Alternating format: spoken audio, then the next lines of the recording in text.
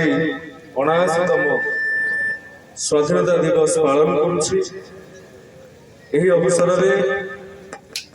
बोधे प्रथम थर ये सब डिविजन में सांस्कृतिक कार्यक्रम ओडिया भाषा साहित्य संस्कृति विभाग तथा जिला प्रशासन अनुकूल्य करा जाउछि एवं आमे अनेक विलंब रे आसी पहुंचीछु तथापि आपण मानकर उपस्थिति निश्चित भाव में यह बयान करुछि जे सुवर्णपुर जिला गोटे संस्कृति संपन्न ऐतिह्य संपन्न तथा इतिहास को साहित्य रखी भविष्य को स्वप्न देखुवा जिला उपस्थित थिबा आपण मानकर अति प्रिय लोकप्रिय विधायक रघुनाथ जगदल्ला महोदय उपस्थित बेणु भाई उपस्थित उपजिल्लापाल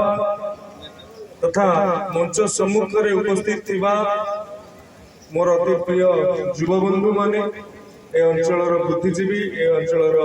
वरेण्य व्यक्ति विशेष कलाकार बंधु तमाम सरकारी कर्मचारी मोर निश्चित भाव में कहबी मोर सौभाग्य जे आज 79तम स्वाधीनता दिवस ता सहित जन्माष्टमी एभली शुभ मुहूर्त सकाळु संज जाए मु सुवर्णपुर जिल्लार विभिन्न अंचल को जाउछि एवं जेते बेले रघु भाई सहित बुलुतुली मोर आग्रह थिला ए सब डिविजन को केते बेले आसीबी निश्चित भाव में ये मो पई स्मरणीय होई रहिबो। आमे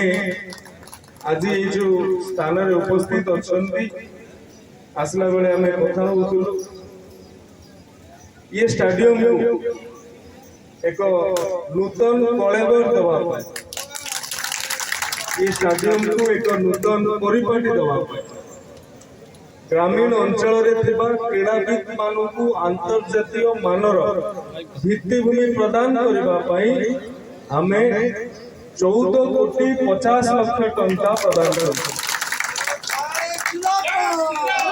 निश्चित भाव में ये आम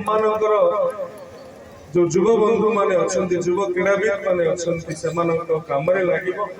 एवं आउ एक विशेष कथा आपण माने आज जदि माननीय मुख्यमंत्री अभिभाषण को दिन बेला शुणी थे से अभिभाषण में ओडिशा रे नूतन 21टी अर्बन एरिया रो डिक्लेरेशन करिसंती एवं निश्चित भाव में ए अंचल दीर्घ दिन जो दाबी थिला ताहा खूब कम दिन भितर से स्वप्न पूरण होगा। बंधुगण जो कथा प्रथम कहूली जे माटीर स्वतंत्र महक रही महानदी तेल अंग कहतु ये तीनोटी नदीर मिलन में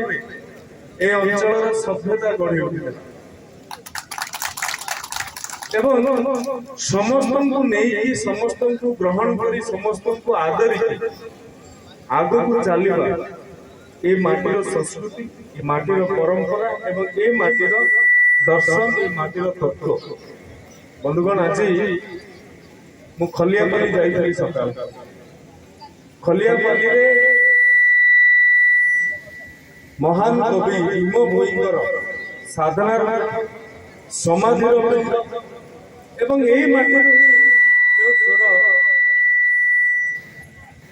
संस्कृत विश्व समुदाय को मार्गदर्शन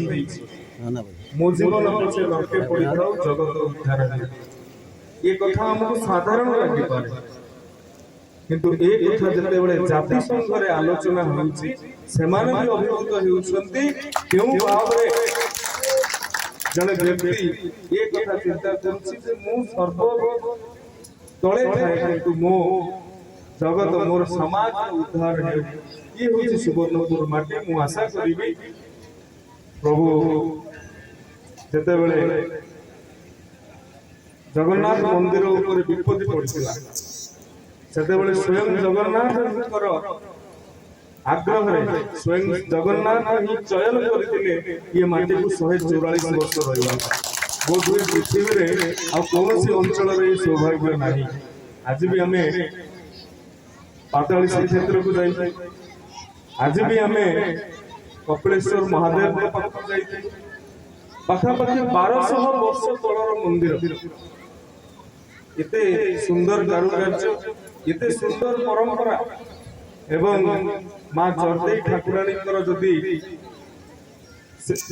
ତାଙ୍କର ଲୀଳା ଖେଳା ସମ୍ପର୍କରେ ଆଲୋଚନା କରାଯାଏ, କେବଳ এই ଅଞ୍ଚଳ ନୁହେଁ, ଓଡ଼ିଶା ନୁହେଁ, ଭାରତବାସୀ ବି ଆଲୋଡ଼ିତ ହେବେ, ଭାରତବାସୀ ବି ଆଶ୍ଚର୍ଯ୍ୟ